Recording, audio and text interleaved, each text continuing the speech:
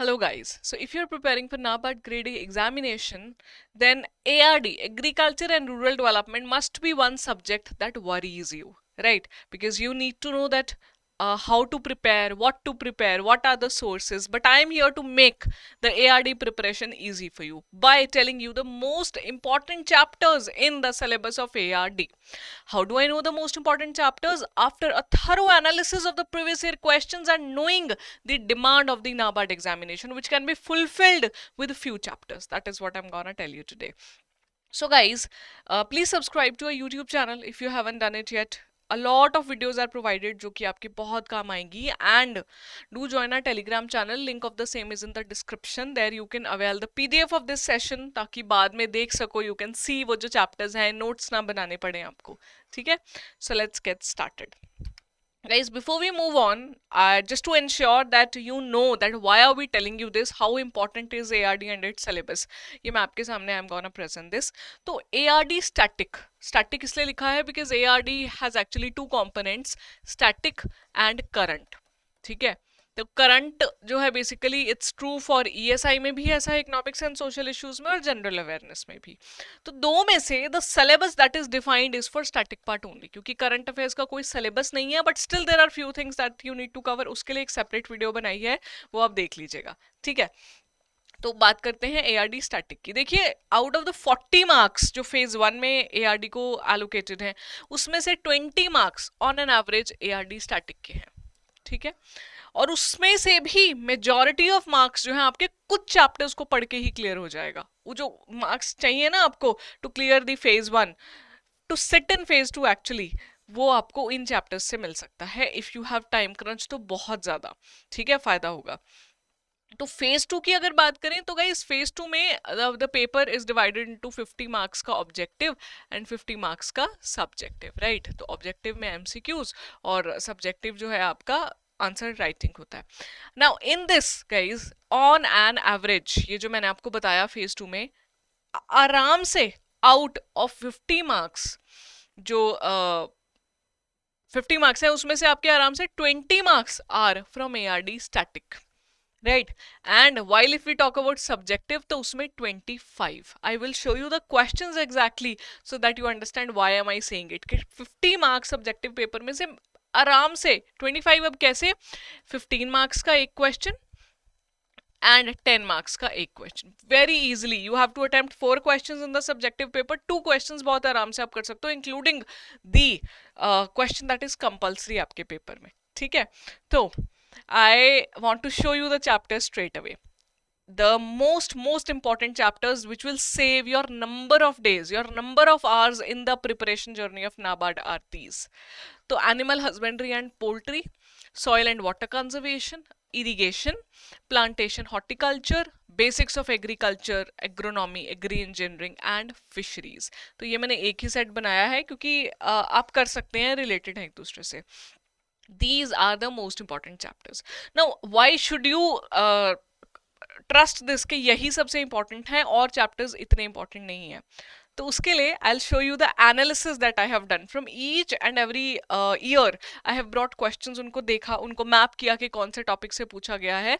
There's a separate list of previous year questions. उसके लिए भी एक वीडियो बनाया था. अगर आप नहीं देखा है और previous year questions देखना चाहते हो तो वो वीडियो देख लेना, ठीक है? अच्छा रहेगा if you see the questions yourself.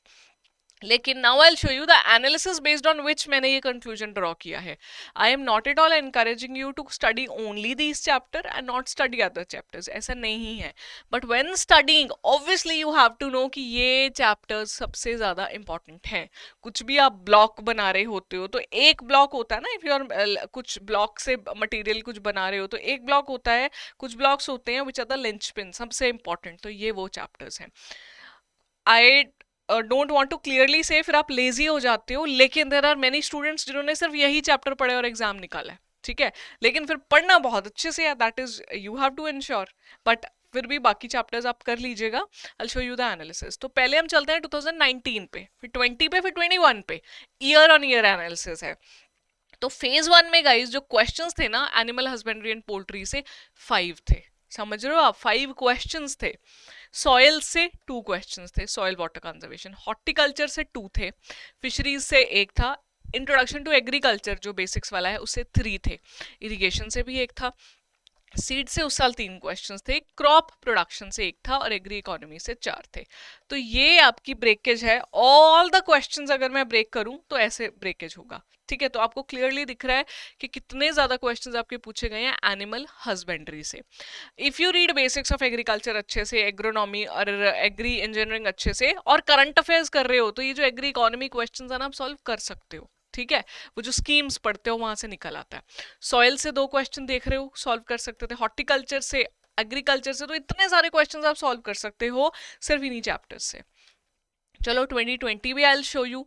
Soils 4 questions, agronomy 5 questions, animal husbandry and poultry 3, horticulture 4, irrigation 4। तो आप देखो the number of chapters which are important. Fisheries से 1 क्वेश्चन।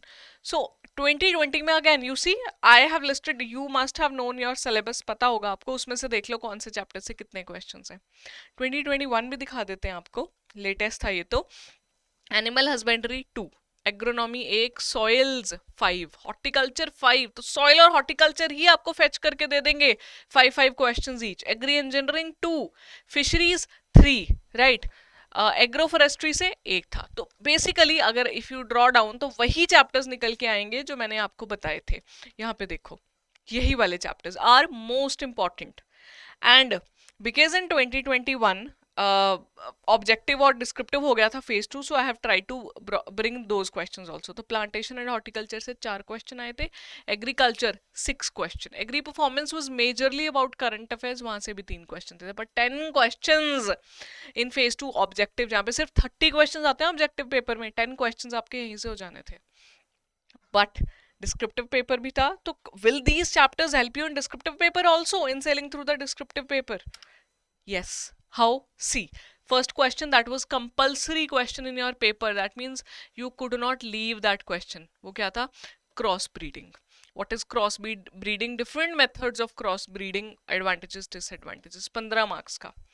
Then फिर option थी drip irrigation, soil forestry वाले में, तो drip irrigation या सॉरी सोशल फॉरेस्ट्री। तो देख रहे हो कैसे आराम से 2 क्वेश्चंस आप कर सकते हो अपने इन्हीं चैप्टर्स से, ठीक है। But anyhow we should prepare others को अच्छे से, सिलेबस है, अभी टाइम है तो अच्छे से पढ़ सकते हो। टाइम क्रंच हो, depending on the time you are watching this video, you get to know this information, वैसे उसको यूज करना है। तो that is all from my end. I really hope you found this video useful, क्योंकि आपको useful आपका content होना बहुत ज़रूरी है, काम आना चाहिए एक्चुअली आपके। और वो जो यूजफुलनेस है वो कैसे पता चलेगी, क्योंकि हम लेकर आए हैं एनालिसिस, तो एनालिसिस के बेसिस पे यूजफुलनेस डिसाइड की जाती है, राइट।